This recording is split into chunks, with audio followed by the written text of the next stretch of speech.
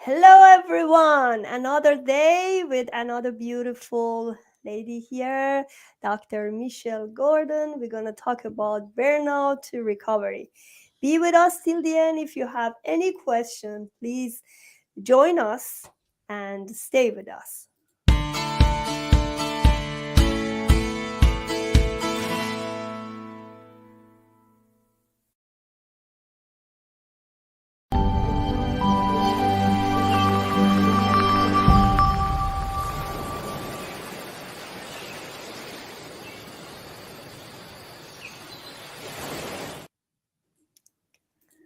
Okay, welcome to my show. I'm so excited to have you. It was very accidental. I found you. It really I'm was. so happy for that. Yeah. Yeah, great. So tell me about yourself, Michelle, and Um, your story. I read your bio, but I'm very excited to see what happened to your life right yeah, so I don't know. I guess the best way to call it is I'm a recovering general surgeon. I I spent 30 years in a medical career, and it took me about 28 years to realize it was probably the wrong career for me. And I was really successful at it. I mean, I was making millions of dollars and I was just super burned out. And we define success in very different ways, right? So we can define success as monetary value. And that's one way to define success, but at what cost? And I did make a lot of money and it was great. I mean, I'm not going to lie, having more money is easier in life. But I got to a point where it didn't, it just created, it wasn't that I didn't enjoy having the money. I spent a lot of it. I redid my house. I bought a nice car, all the things, right? But at the end of the day, it was still like me, and I still had issues, and I was still unhappy. And as I grew my surgical practice to 5 surgeons, I started to realize that I didn't like leading surgeons, and it wasn't the type of the people were not the types of people I wanted to work with, and at the end of 2019, in November before the pandemic, one of my surgeons died by suicide. Um, and it was a wake up call for me about what kind of life I wanted to live. And it, I was, it was just before I left to go on a trip to Antarctica. So a couple months before that. And I started thinking about, is this the life I want? Do I want to be unhappy? Do I want to feel like all I'm doing is working all the time and that my identity is only as a doctor? And those thoughts had been kind of going around in my head anyway. But when he passed away, it was like, um, wow, I really need to look at this because life is short. And he didn't. I want to just preface this by saying he didn't die because of the job. He died because of some personal things that he was going through. He loved his job. So I don't feel guilty about that. I feel sad that he wasn't able to reach out for some help at the time. So I decided that I was going to close everything down, and then so I was already going to stop being a stop being a surgeon. At least I wasn't sure about the doctor part, but I was ready to leave working in that hospital and stop actually being attached to a hospital, because what I realized was that I can't be location independent if I have to work in a building. And so there were just a lot of things. Just sat down and really looked like, what kind of life do I want? And I really wanted the life of kind of a nomad. I wanted some location independence. And I thought, well, how can I build that? So as I sat down to do this, and as I made these decisions, then the pandemic hit. And I'm in New York. And what happened in New York is that we got the first wave. We got the worst of it at the very beginning. And I worked in a small community hospital, and the whole hospital was filled with COVID, and people weren't going home, and people were having significant, like, multi-system organ failure and things from what it was doing to the blood. And I was operating on these people and wearing 3 and 4 masks, and I just was like, no, I don't want to live like. And then it was just got harder and harder to even enter the hospital. It was like they closed the doctor's entrance, and it was too much like a prison. And I was like, nope, I'm done. And so by the end of July of 2020, I was done. But it took me a couple of years to really figure out who I am now, and get out of that identity. One thing that happens to us, I think, as doctors, especially, is we really pour our identity into the actual job. And I am a doctor, and I am a surgeon, and I am this. And I not only had to grieve the loss of that identity, which was in a way kind of abrupt. It was just like, I mean, I had decided I wanted to do it, but then it happened, and I was like, what am I now? And I had to decide that I was worthy, whether I worked, whether I made money, whether I lived off of my savings, that I have infinite worth. And so those were some big lessons for me. You know, you actually mentioned something interesting. Like, I was a software engineer myself and project manager. COVID changed everything, and Yeah. having a child, actually. And I think that happens to many, many people, especially during the COVID, because it's not easy to get back to your regular job, as your mind is changed and you switch to something else, especially when you are in 40s. Yeah. you Well, are I'm in my you are 50s. yeah, Yeah. even that you're thinking, okay, how much left? Should I just worry about that, or should I just go to work and come back? A lot of pressure on me. Yeah, but there are, as you said, you can't actually separate yourself from your identity. You are a doctor, you are a specialist, and still you can do whatever you did before. But like myself, I'm a still project manager. I'm still doing a lot of thing based on what I learned, Yeah. right? So it help you anyway, but you shouldn't attach to whatever you were before Yeah, your it's life. really interesting to learn how to let go of attachment. Attachment, I think, and expectation are the causes of much suffering. And letting go of attachment is probably one of the best ways, but it's also really hard. And the one thing I know is that when you can let go of the attachment around, say building a business or outcomes, that really helps, because it comes back to infinite worth, because we, as each one of us is unique, and we have infinite potential inside of us, and it really is a matter of accepting that you're awesome just as you are. You don't have to be healed, you don't need to recover, you don't need anything else, you just have to be where you are. And I think that's, you're not broken, right? It's just Exactly. life.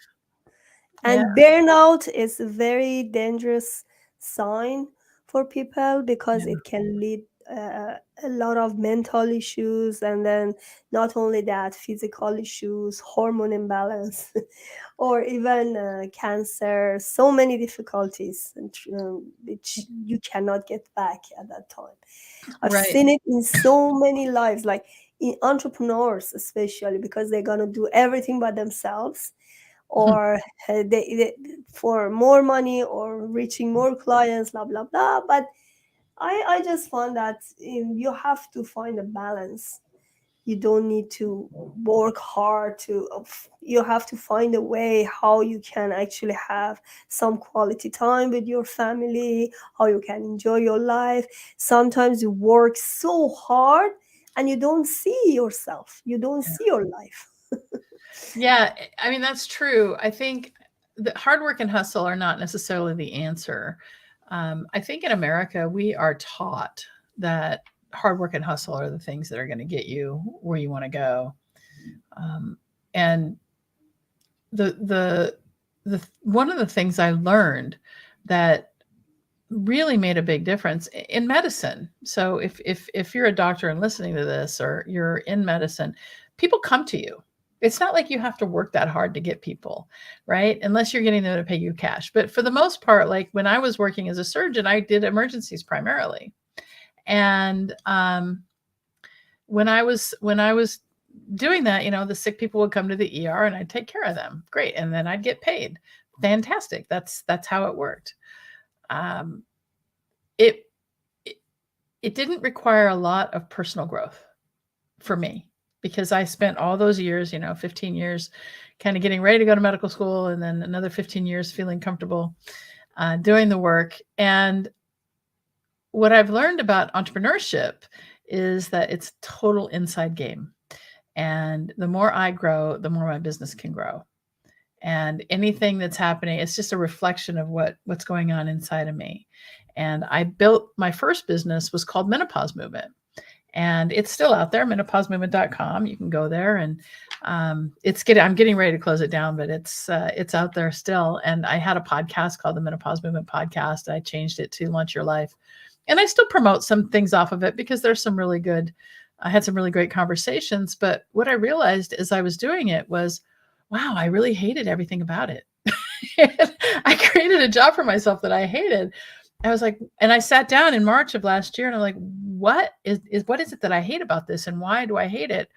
And what I realized was that I don't want to talk about menopause. Menopause is something that we're all going to go through, and we can either choose to complain about it, which is the kind of women that were coming to me, were just people who were complaining, or we can embrace it and say, hey, this is my opportunity to pivot, or to, slow down, or whatever. What's my body telling me that I need to do? And I like to say menopause is the privilege of a long life. So if you live long enough, you're going to go through it. It's awesome, right? And aging is what it is. I mean, we can't be young forever. So I decided that I didn't care about menopause at all. And then I had kind of a personality crisis, like a whole, like, who am I now? Kind of like what I did when I went through the whole surgical thing. I'm not a surgeon anymore. And so I was like, what really turns me on? And what I brought out of that was, what I love is helping people. And women are the people who come to me. So it's usually professional women, or women who are in midlife, who really want to create change in their lives. Like they know what they want, but they have a hard time getting themselves to do it.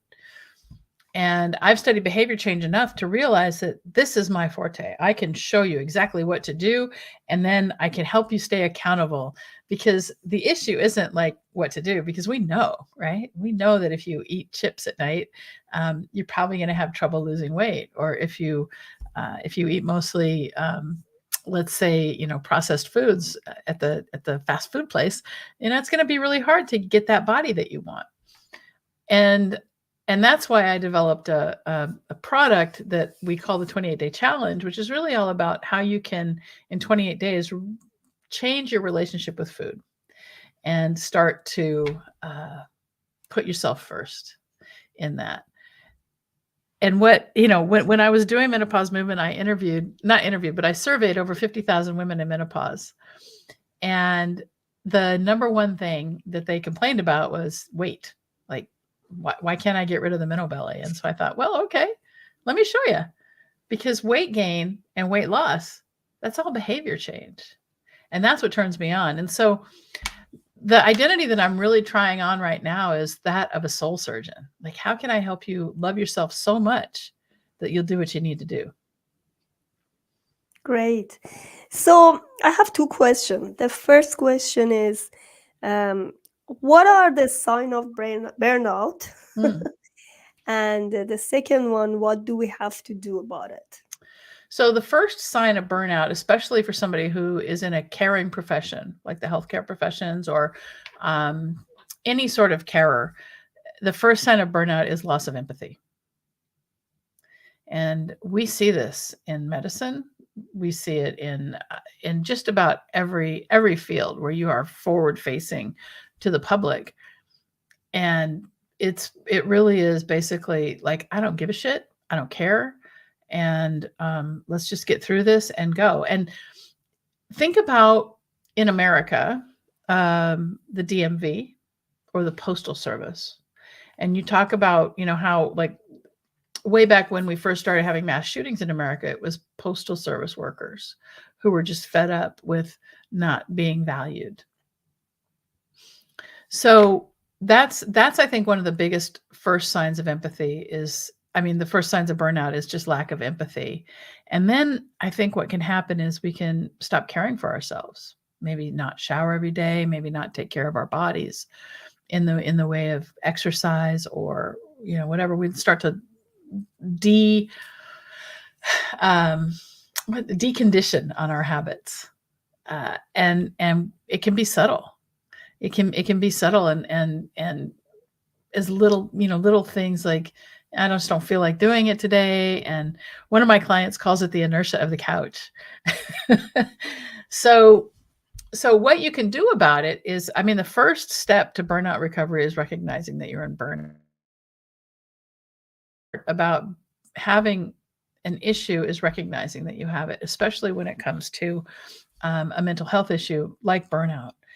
And burnout is, I would call it a mental health issue. I'm not a mental health professional, but I can tell you from experience that I was so burned out. There were times I really thought that maybe life would be better without me in it.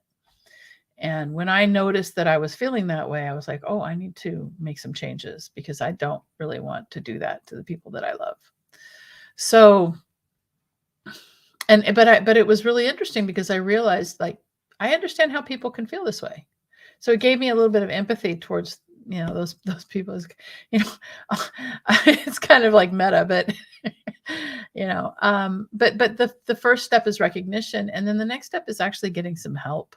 And help can come in a number of ways. It can come through a mentor, it can come through a coach, it can come through a family member, somebody that you trust.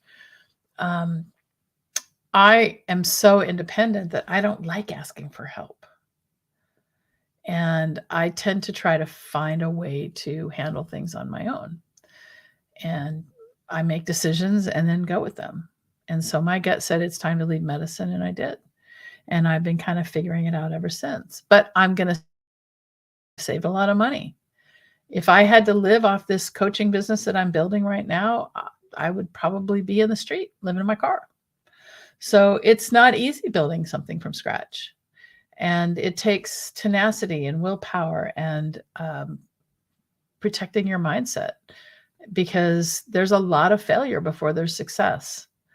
And if you decide that failure is your identity, and then what can happen is the voice of judgment in your head can take over, and it can tell you that you're no good, and you can believe it. And as you start to believe it, then your self-esteem goes down, you stop loving yourself, you stop doing the things that you need to do.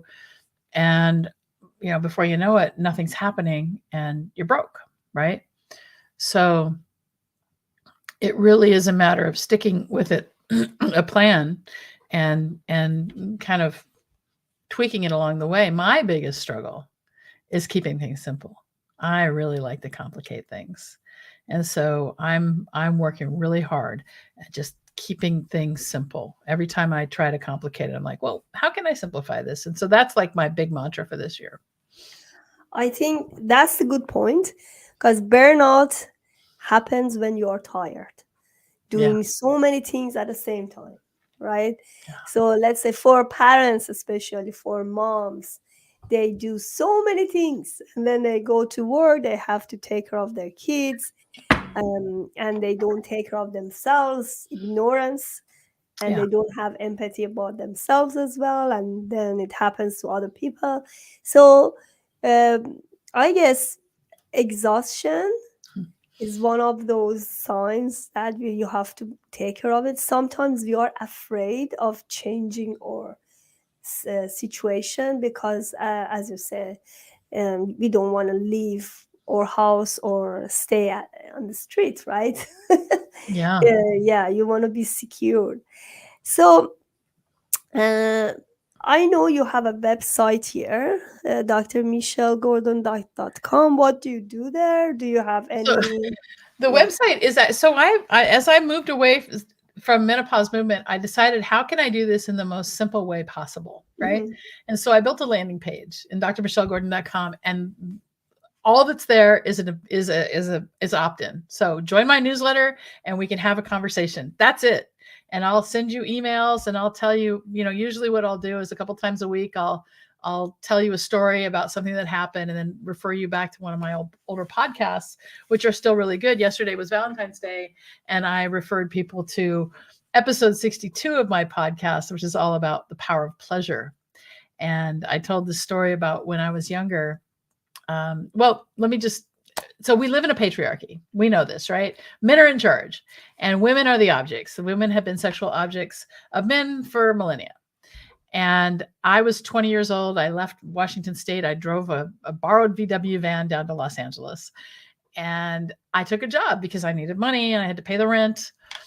And I took this job in a sheltered workshop for disabled people. And there was a guy there who was just really like making me uncomfortable. He was saying things about my body, about my eyes, about, comparing me to other people. And it got to the point where I didn't want to go in. So sometimes I just didn't go to work, and finally got to a point where I just stopped going, or they told me not to go. I can't remember. And it wasn't until many years later that I realized that was like sexual harassment. That's what was going on, was I was being sexually harassed by this guy and I had no recourse. It was 1985. I mean, what am I going to do in 1985? And the point is that we may not notice, because of the way we're conditioned as women, we may not notice when someone crosses our boundaries, just other than it feels icky. And that's how it felt with this guy. And our pleasure, the women's pleasure, is not prioritized. But we have the only organ ever created only for pleasure, and that's the clitoris. And that's all it's for. It's not for anything. It doesn't have any other function, which is maybe why we see it cut out in some cultures, because it is really purely for pleasure. And I sat down with someone to talk, the Pleasure Witch, actually, in episode 62 of my podcast, to talk all about female pleasure and orgasmic meditation. And so you can go to menopausemovement.com and look at I think it's just look at, there's a podcast, you just click on the podcast there, because I haven't moved the podcast over to Dr. Michelle Gordon yet, but they're coming. It's coming. But what I plan to do for drmichellegordon.com is have an option where you can see, my offerings and my podcasts and all the things. But that stuff takes time. And so I'm trying to keep it simple, do them best I can. What is your vision for, let's say, 5 years? What are you going to do? So it's really interesting what my vision is for 5 years, because right now my focus is on helping women create a life they love, to figure out what it is they want in life and then go after it. Because what happens to women in midlife is that we find ourselves in this place where we have to reevaluate, because menopause is kind of making us do that.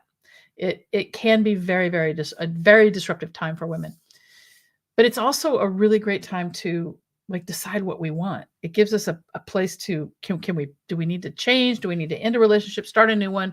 Do we need to focus on ourselves? So it's a really great time to pivot and reflect. And is there a dream that I had when I was younger that I let go of because I was taking care of my husband, my girlfriend, my boyfriend, my children? The other thing is that in this time of life, a lot of us have had children in the house, and now we've done our job and they're adults and they're gone. Okay. And we may have an identity crisis. And so this is a great time to really take a stop and look at what it is we want. And so I have this exercise I take everyone through when they join my program. It's called Ideal Day. And it's a series of questions about what it is you really want in life. And then what we do is I have a quarterly program and an annual program. But for the quarterly program, what we do is we just break it down into, what are we focusing on this quarter? What are we focusing on this month? And then what are we focusing on this week? And then there's daily accountability if you want it. So you can actually really kind of go after the things you want to do. So, as I'm understanding, your vision for 5 years is just continue what you're doing now. No. Yeah, So that's the first part of it. Okay. And once I have this business running and it's profitable, which will probably be in the next 8 months, I expect. My next task is to help doctors create a side hustle uh, because I went through a lot of struggle figuring this out. I spent a lot of money uh, to a lot of people who did not have a lot of ethics. And what I found in this world, especially this online business world, is it's really easy to get one little piece from one person, but nobody gives you the full, like, start to finish playbook, right? So this guru will say, oh, it's all memberships. And this guru will say, oh, it's all quizzes. And this one will say, no, it's all launches, right? This one will say, no, you need a school. You need to go through my school and figure out how to do it. But I'm not going to tell you everything. I'm only going to tell you the few things that I think I want you to know. So you'll keep on buying from us. And so my goal is to build a school that is 6 months long for doctors and other healthcare providers, other professionals, so they can use their knowledge, but they don't have to stay. They can go because the best coaches actually put themselves out of a job. got it. Okay. Do you have any? I mean, I always ask if you have last words helping others when they are burnout. They think that they burn out. What is your last word to give hope to them? I think it all comes back to infinite worth and self love more than anything else. And that sounds so trite, but we're not taught how to love ourselves. We're taught how to loathe ourselves. And if you've had a child, and you know what unconditional love is. We love our children, doesn't matter what. I mean, Jeffrey Dahmer's parents loved him, even though he was a creep, right? But they still loved him, and because you just can't help it. And so, what I think we have to do is we have to figure out how to take that intensity of love and turn it inward into the infinite potential that we are. Realize that there's no bad angles. You are perfect as you are right now. And the more you can look in the mirror and like what you see, the more magic you're going to have in your life. I think if that's the only last word is love yourself more. I love that. I think that's it. Because that's the way you burn out. Because when you don't love yourself, don't take care of yourself. You don't have time for yourself. You don't dedicate time for yourself, and that's it. You Yeah. burn out. You're exhausted, and then something unfortunately bad happens. It can. Yeah, for Yeah. sure. Thank you so much for being here. I wish I can have you more and more in more events when we have summits and other events. I'm happy to join. Yes, thank you. Please subscribe to Panta Calhoun Transition channel and order my book Needs Gap through Amazon. Simple guide to manage autoimmune disease and chronic pain. Thank you for watching.